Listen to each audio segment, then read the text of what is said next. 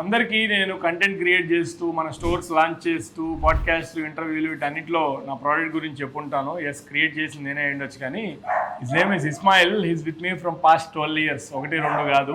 ఫ్రాంచైజింగ్స్ చేసినప్పుడు నాకు కొన్ని స్టోర్స్ ఎక్కడెక్కడ ఉన్నాయి కూడా నాకు కన్సిడరేషన్ నాకు తెలియ ఊర్లలో కూడా ఆ ఫ్రాంచైజీ లొకేషన్ ఇవన్నీ ఫైనల్ చేసినప్పుడు సైట్ విజిట్కి అతనే వెళ్ళేవాడు. కొన్ని స్టోర్లు అయితే నేను అప్రూవల్ ఇచ్చి వచ్చేసిన తర్వాత లాంచ్ వరకు ఆల్మోస్ట్ ఒక 3 to 4 లాంచ్ అయిపోయి 3-4 months వరకు కూడా నేను వెళ్ళని స్టోర్స్ కూడా ఉన్నాయి. అన్నీ అతనే హ్యాండిల్ చేసేవాడు.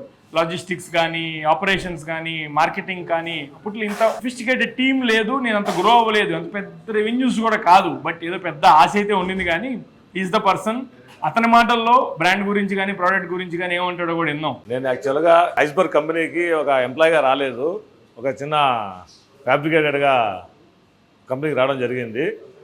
నేను చేసిన పనిని బట్టి శ్వాసు నా పనిని మెచ్చి సరే నా దగ్గరే కంటిన్యూ కామని చెప్పాడు. అందువల్ల అప్పటి నుంచి నేను కంపెనీలో పనిచేస్తాం స్టార్ట్ అయింది. కానీ స్టార్టింగ్లో మనీ విషయాల్లో కానీ దేంట్లో కూడా చాలా ఇబ్బందులు ఎదుర్కోవాల్సి వచ్చింది. అప్పుడు ఇంత కంపెనీ ఇంత గ్రోత్ అయ్యి ఇంత ఉండేది కాదు అప్పట్లో. అప్పుడు లారీలో ప్రయాణాలు చేయడాలు కానీ రకరకాల ఇబ్బందులు, ఆటోలు కానీ అప్పుడు ఇప్పుడులాగా గూగుల్ మ్యాప్లు చూసుకొని పోయే పరిస్థితి లేదు. అందరినీ అడిగి కనుక్కొని కొత్త లొకేషన్స్ ఎత్తుకొని పోగలిగిన పరిస్థితి ఉండేది అప్పుడు. ఇప్పుడు ఏంటంటే గూగుల్ మ్యాప్స్ అంతా బాగా ఉన్న వాళ్ళు ఇప్పుడు కొద్దిగా ఫ్రీగా చేయగలుగుతున్నాం. ఇప్పుడు ఏంటంటే ఐస్బర్గ్ 2.0 వర్షన్ కింద ఆర్గానిక్ క్రీమరీ కింద తీసుకుంది. ఆర్గానిక్ క్రీమరీ హైదరాబాద్లో ఇప్పుడు 6th store ఈరోజు ఏస్నా నగర్లో లాంచ్ చేయడం జరిగింది.